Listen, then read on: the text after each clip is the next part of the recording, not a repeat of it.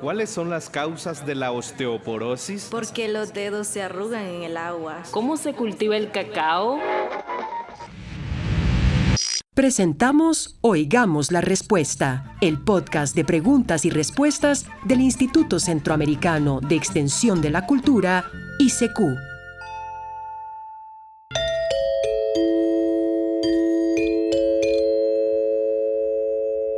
Desde Chalatenango, El Salvador, Carlos Enrique Escobar hace esta consulta.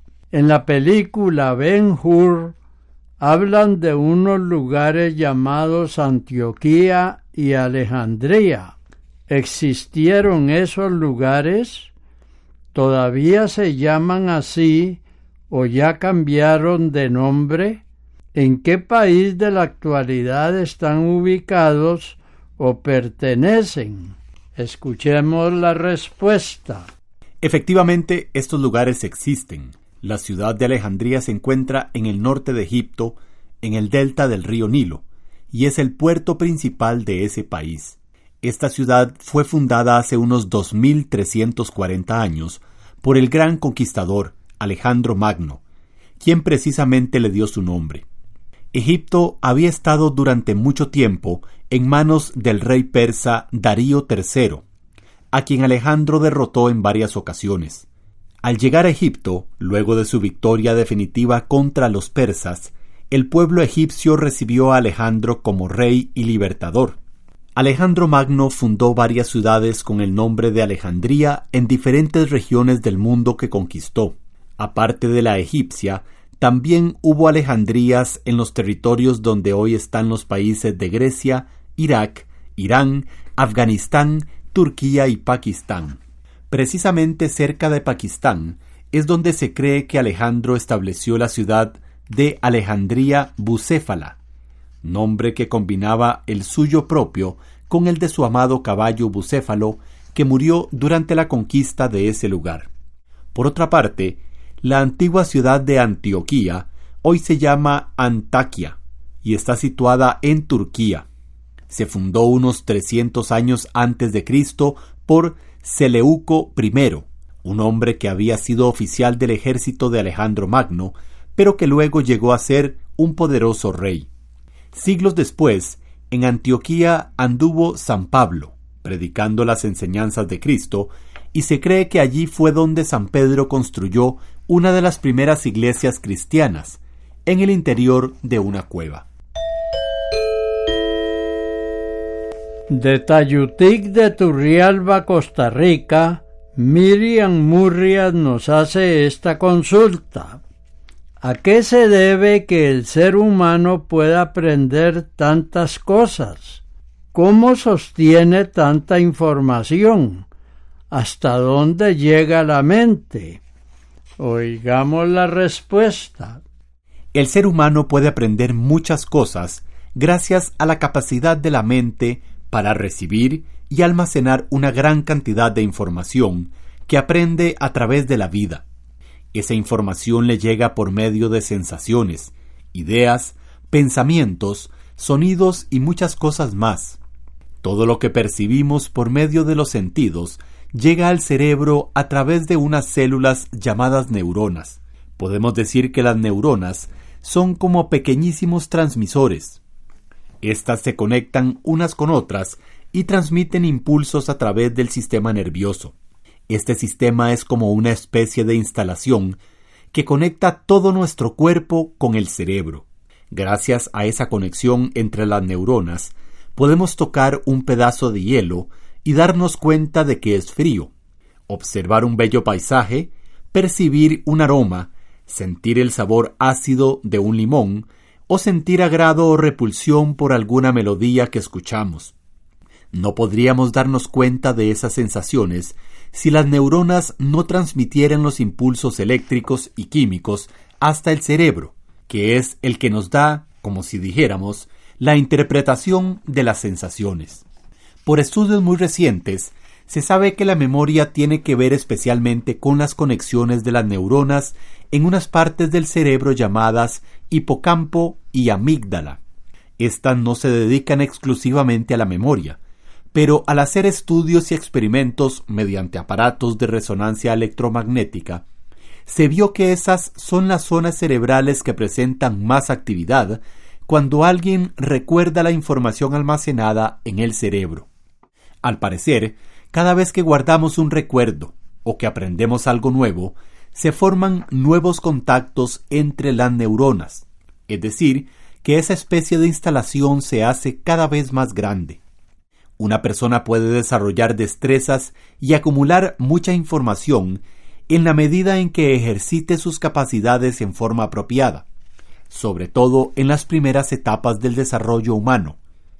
Por lo tanto, la capacidad que una persona puede llegar a desarrollar depende no solo de su cerebro, como una máquina, sino de los estímulos que reciba. Hace poco tiempo les hacían a ustedes esta pregunta: ¿cómo se hace la autopsia? Con respecto a esto, tengo las siguientes preguntas. ¿Es cierto que el corte en el cuerpo se hace en forma de Y? ¿Es cierto que si una persona es enterrada sin haberle practicado la autopsia, es necesario exhumarla o desenterrarla? Pero, ¿cómo se hace si ha pasado mucho tiempo? Esta consulta nos la envía un oyente de San José, Costa Rica. Oigamos la respuesta. Una autopsia es un examen minucioso o detallado que se hace de un cadáver para averiguar la causa de la muerte de una persona, que incluye análisis de laboratorio. El médico patólogo es el profesional especialista en realizar una autopsia. Para hacerlo, practica un corte o incisión en el cuerpo en forma de Y, porque así quedan todos los órganos expuestos, lo que facilita el análisis médico. Algunas veces, con solo observar a simple vista el órgano afectado, el especialista puede determinar la causa de la muerte. Si todos los órganos aparentemente están bien, entonces se toman muestras de esos órganos y de la sangre, para analizarlos a fondo. Así, logran determinar la verdadera causa de la muerte. Cuando surge alguna duda sobre las causas de la muerte de un cuerpo ya enterrado, se procede a desenterrarlo, contando con una orden judicial, y luego se hacen unos procedimientos como los que les comentamos más arriba. Ahora bien, no a todas las personas se les tiene que hacer una autopsia. Por ejemplo, si la persona está enferma y está bajo tratamiento médico, en la casa o en el hospital, ya se sabe la causa de su muerte. En ese caso, el médico hace una certificación que indica la causa de la muerte, y eso es suficiente para poder darle sepultura.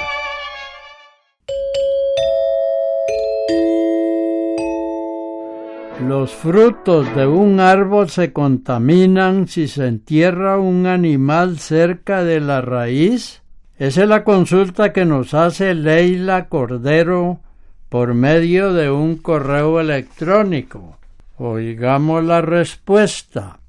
Las frutas de un árbol que esté sembrado cerca de un servicio sanitario o una quebrada de aguas negras o cerca de donde esté enterrado un animal muerto pueden comerse con confianza sin temor de enfermarse. Los árboles extraen del suelo las sustancias que necesitan para alimentarse, incluso de los desperdicios que se les pongan como abono o de cualquier otra cosa que esté cerca de sus raíces, pero purifican muchísimo las sustancias que toman y las transforman en una sustancia que se llama savia. La savia es un líquido que circula por las plantas. De la savia, las células del árbol toman las sustancias que necesitan para alimentarse. Las frutas se forman de estas sustancias puras que el árbol coge. La savia siempre es pura, aunque haya mucha suciedad en los lugares cercanos al árbol. ¿Cuánto vive una garrapata sin comer? ¿Se reproduce joven o adulta? ¿Qué se puede hacer para curar a un perrito de este mal? Desde San Salvador, El Salvador, Jorge Alberto Molina nos hace esta pregunta. Oigamos la respuesta. El ciclo de vida de las garrapatas tiene 4 fases o etapas.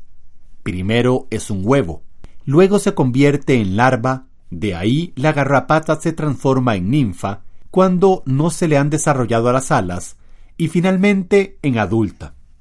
De los huevos que pone la garrapata nacen las larvas. En ese momento pueden estar en el suelo, en un jardín o en un parque esperando subirse a un animal.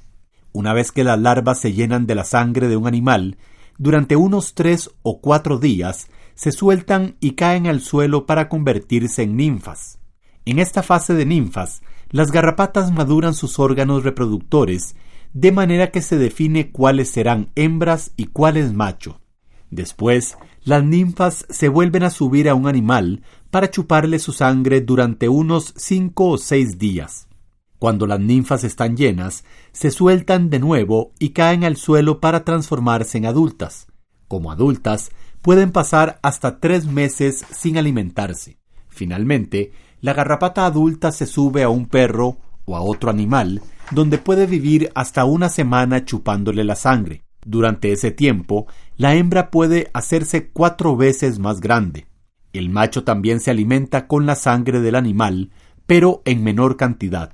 Una vez que la hembra es fecundada por el macho y se ha alimentado lo suficiente, cae al suelo, donde 1 semana después pondrá sus huevos, que pueden ser de 3.000 a 4.000, y luego morirá.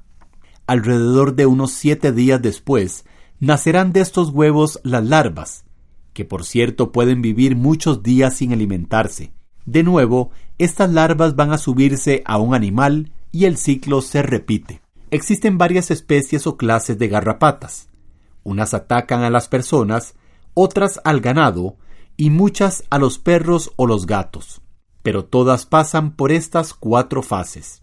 Para acabar con los parásitos de la piel de los perros, como pulgas, piojos, garrapatas y otros, se han usado muchos remedios caseros. Es muy efectivo el benzoato de bencilo que se consigue en las farmacias. Este líquido se unta en toda la piel del perro, friccionándolo con la mano. Es importante limpiar muy bien los lugares por donde anda el perro, como la casa y el patio, para eliminar las garrapatas y las pulgas que se encuentren en esos sitios. Si no se limpian, es peligroso que el perro se vuelva a contaminar.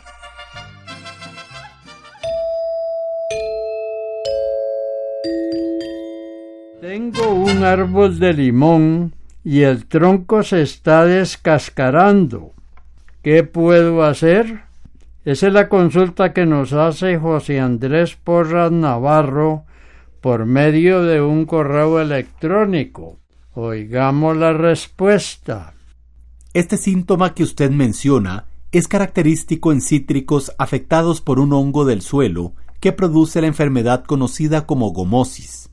Al ser un hongo del suelo, lo primero que atacan son las raíces y la base del tronco, con el síntoma característico de que la corteza se va separando. El tratamiento o control recomendado es remover la corteza afectada hasta llegar al tejido sano y aplicar una pasta preparada con un fungicida como el Aliet, usando 500 gramos por litro de agua. También se pueden hacer aplicaciones al follaje con este mismo fungicida, mezclado con mancozeb. Igualmente se pueden hacer aplicaciones al suelo con metalaxil en la zona de la gotera del árbol, que es donde se encuentran las raíces absorbentes y las más afectadas por el hongo. Como tratamiento preventivo, se debe evitar, hasta donde sea posible, la excesiva humedad del suelo, evitando los encharcamientos, los daños mecánicos como heridas y otras lesiones a la base del tronco. Está escuchando un programa del recuerdo. Recibimos un correo electrónico del señor Daniel Sánchez, que nos escribe desde San Pedro Sula, Honduras, y nos pregunta lo siguiente. Mi consulta es con relación a la medida de calorías de los alimentos. Yo siempre leo las etiquetas de los productos para saber cuántas calorías contienen, pero me he dado cuenta, por ejemplo, que algunos refrescos contienen 130 calorías por porción y en otros refrescos de otra marca indican que contienen 110 kilocalorías. Deseo que me expliquen si kilocaloría y caloría tienen el mismo significado y por qué aparecen estas diferencias en las etiquetas de los productos. Escuchemos la respuesta. La caloría es una medida que se usa para calcular la cantidad de energía que nos proporcionan los alimentos que comemos. Durante muchos años se estuvo usando la palabra caloría para llamar a esta medida, pero hace algún tiempo se estableció otra, llamada kilocaloría, que sustituye a la caloría. Una kilocaloría equivale a 1000 calorías, pero según nos dijo una nutricionista, a la hora de usarlo para rotular los empaques de alimentos, viene a ser lo mismo que la caloría. De manera que si por ejemplo un empaque de galletas dice que contiene 120 calorías y en otro con la misma cantidad de producto, pero de otra marca, dice que contiene 120 kilocalorías, en realidad significan lo mismo. Los que saben de nutrición dicen que solo debería utilizarse la palabra kilocaloría en las etiquetas de los productos, pero muchos fabricantes todavía continúan poniendo caloría en vez de kilocaloría, lo que ciertamente confunde a la gente.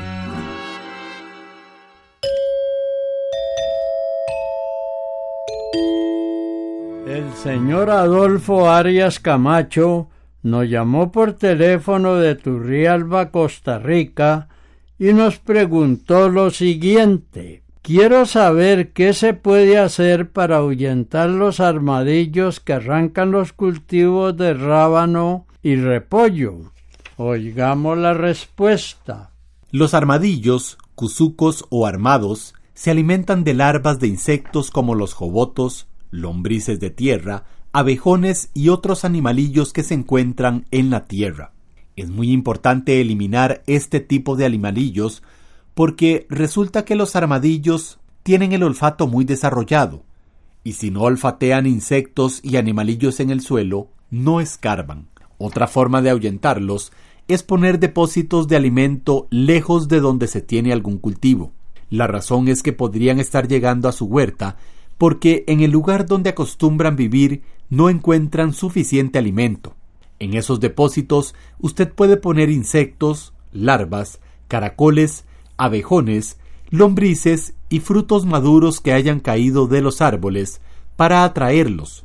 También comen carne en descomposición.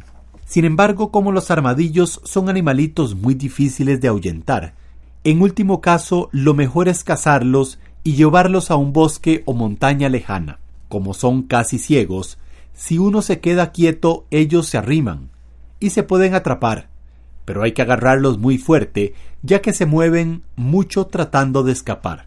También se pueden utilizar trampas, que consisten en cajones de madera, que deben ser bien largos, de un tamaño parecido al de la cueva donde viven, pues como ellos casi no ven, siguen caminando y al llegar al final, cae la tapa de la trampa y quedan atrapados. Esto fue Oigamos la Respuesta, el podcast de preguntas y respuestas del Instituto Centroamericano de Extensión de la Cultura, ICQ.